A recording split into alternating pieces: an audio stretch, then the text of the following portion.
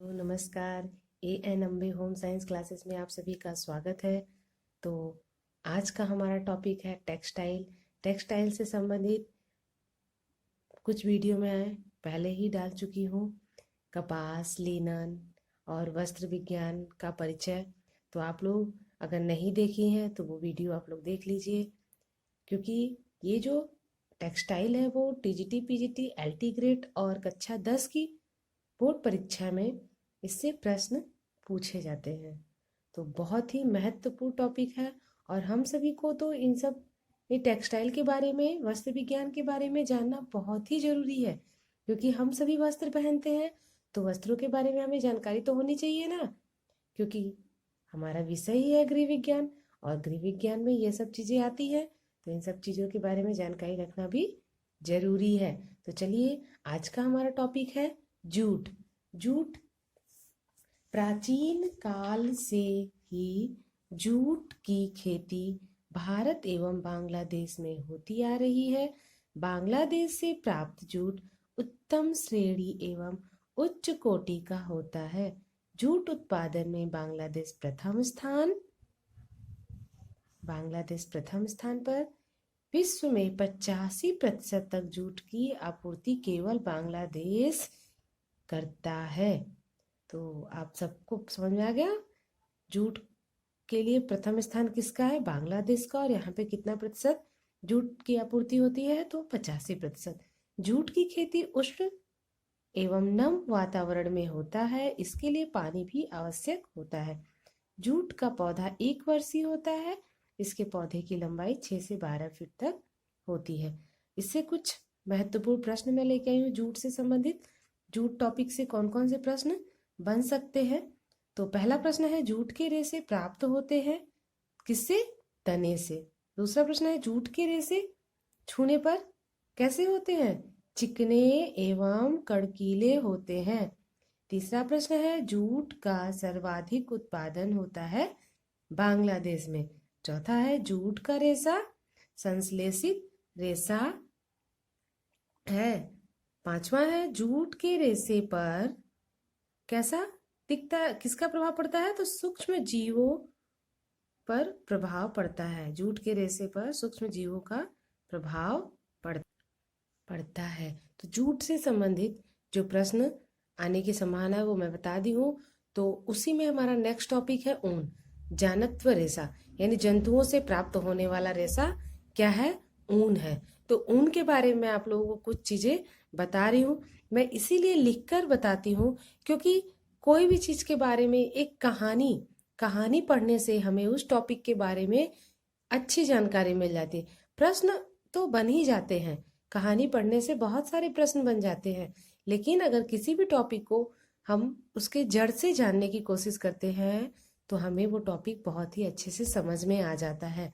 तो ऊन के बारे में आप लोगों को बताऊंगी। ऊन एवं रेशम प्राकृतिक रेशे हैं जो प्रोटीन के बने होते हैं। पूछा जाता है कि ऊन और रेशम में जो उसके रेशे होते हैं वो किसके बने होते हैं? तो प्रोटीन के बने होते हैं। ये दोनों ही रेशे जानत्व रेशे या जंतुओं से प्राप्त होने वाले रेशे हैं, क्योंकि ये जानवरों से प्राप्त होता है। सर्वप्रथम ऊनी वस्त्र निर्माण कला का प्रारंभ इंग्लैंड में हुआ था। कहाँ हुआ था? इंग्लैंड में।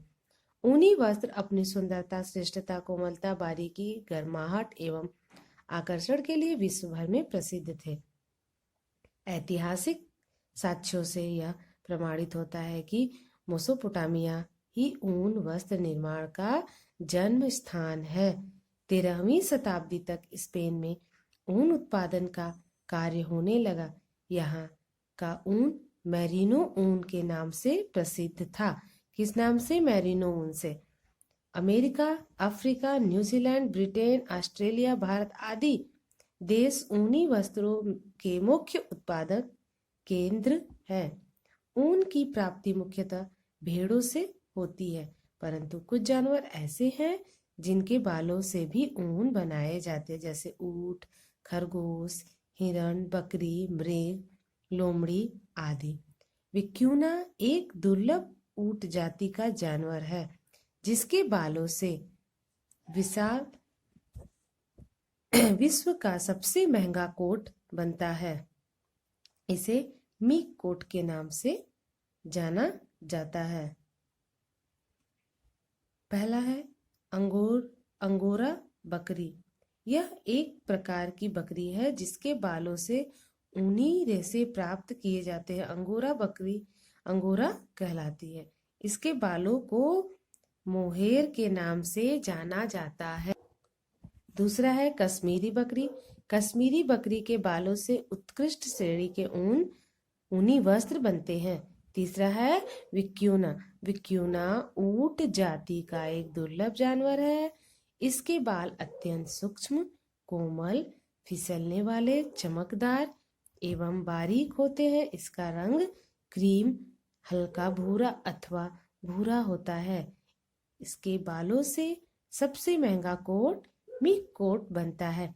अब इसी टॉपिक से संबंधित कुछ महत्वपूर्ण प्रश्न है, देख लीजिए।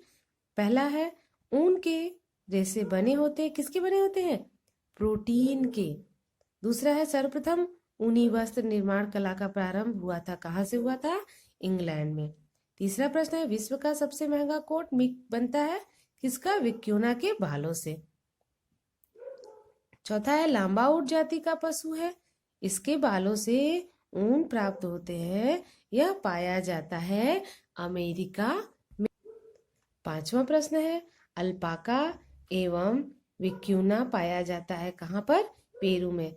छठा है, मेमना कहा जाता है किसे? जो 8 माह के भेड़ के शरीर से बाल प्राप्त होते हैं उसे मेमना कहा जाता है।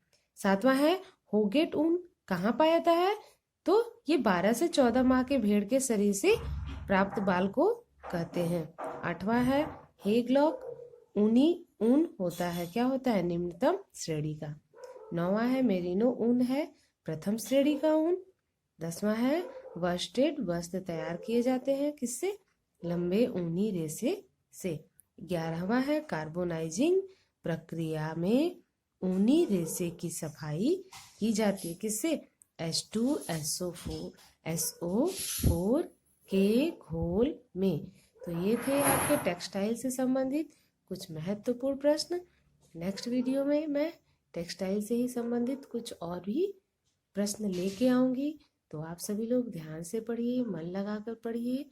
और जो बच्चियाँ अभी बोर्ड का एग्ज़ाम देने वाली है तो आप सभी लोग बेटा पढ़ाई पे ज़्यादा समय बिताइए और बाकी चीज़ों पे बिल्कुल ध्यान मत रखिए, क्योंकि लक्ष्य जरूरी है। जीवन में लक्ष्य जब तक नहीं होता है तब तक हम अपनी मंजिल को नहीं प्राप्त करते हैं।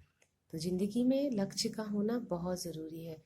अपने लक्ष्य को केंद्रित करके अपना मेहनत करते रहिए, सफलता जरूर आपके कदमों को चूमेगी। आप लोग मन लगा के पढ़िए। अगर वीडियो पसंद आए तो लाइक करिए, सब्सक्राइब करिए। धन्यवाद।